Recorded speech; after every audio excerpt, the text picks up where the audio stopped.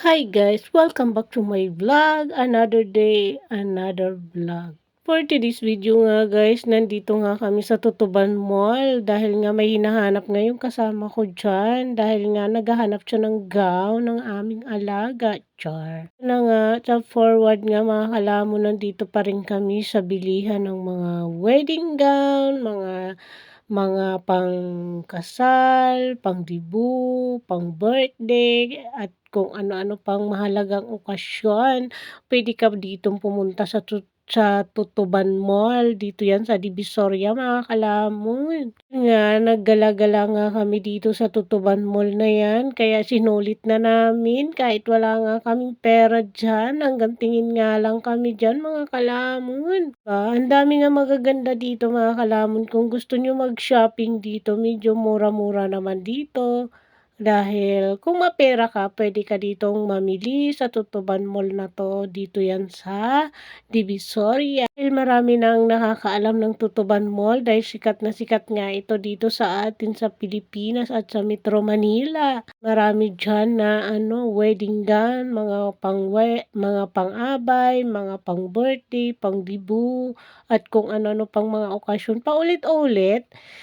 So ayan na nga guys, sa forward nga guys, lumabas na nga kami doon at nag-ikot-ikot pa kami. So ayan nga, na-amazing nga ako dito sa mga gown na 'to dahil napakaganda, o 'di ba? Ang ganda-ganda kasi ng mga damit na 'yan. Guys, sa kakaikot namin 'yan, nananakit na talaga yung mga paa ko diyan, yung mga katawan ko diyan dahil nga maghapon na kaming nag-iikot diyan, pero mawawala yung pagod mo dahil nakikita mo 'yan, oh, ang gaganda ng gown na 'yan, ang ganda. Gusto ko siya guys. Hindi ko siya tinanong kung how much ba, magkano ba? Magkano ba yung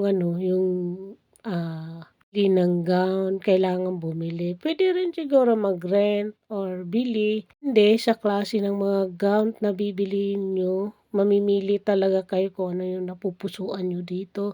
Mamimili talaga kayo kung ano yung gusto niyo dito mga kalamon. Forward nga, lumabas na kami doon sa mga gown na 'yan. Nandito kami naman sa bilihan na 'yan ng mga alahas, bilihan ng mga casing, at kung ano-ano pa. Maraming nga tinda dito mga kalamon, mamimili ka lang kung ano talaga ang bet na bet mo. Regalo sa Christmas o pangregalo sa mga inaanak niyo. Sari-sari yan dito mga kalamon. Ang pambata, mga laruan, mga damit, cellphone, at kung ano-ano pa.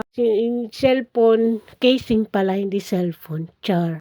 Kayo mga kalamon. At kung ano-ano nga lang ang nasasabi ko diyan. O yan, ang ganda. Kung mag-a-attend ka ng mga espesyal na okasyon, magagarang damit na susuotin niyo, ayan, ang ganda diyan. Kaso nga lang guys, ang haba. Yan ni ate, nagpuputol din daw sila ng mga mahahabang wedding gown diyan. Kung bilhin, puputulan muna nila yan kasi may mga naka-ready silang makina diyan. Putulin yung mga mahahabang gown, sabi niya nga. Pero wala nga kami diyan nahanap guys. Anyway, nagutom lang kami diyan at napagod. At yun, nakabili ng mga prutas, yun lang ang nabili namin diyan. Tapos umuwi na kami guys. Sa maghapon namin diyan na pag-iikot, wala kami ni isa nabili. Kaya ayan, umuwi na lang kami. Kami niyan sa bahay. Pero anong oras na kami diyan nakauwi mga kalamon? Siguro mga 9 o'clock na mga kalamon. Dumaan pa kasi kami diyan sa simbahan. So sa forward nga, nasa bus na nga kami niyan. Yan nga, binidyohan ko nga yan, napakaganda diyan ng mga na Christmas lights sa kaya ayan, sabi ko, wow, ang ganda naman. Na-amazing kasi ako guys, kaya binidyohan ko na lang siya. Binoise over ko siya ngayon dahil nga napakaingay at hindi siya pwedeng i-post lang na gano'n. So sa forward, ayan nga ay kabababa lang namin galing MRT. Bumaba na kami niyan at naghanap kami ng maiihian at mabibilihan na tubig at pagkain. Bilang kami diyan guys ng hotdog. So ayan, pang patanggal lang ng gutom ng sikmura namin. So yun lang, maraming salamat. See you guys. See you next vlog nga tayo magkita-kita. Bye bye mga kalamon at kapatay gutom madam people. Bye bye.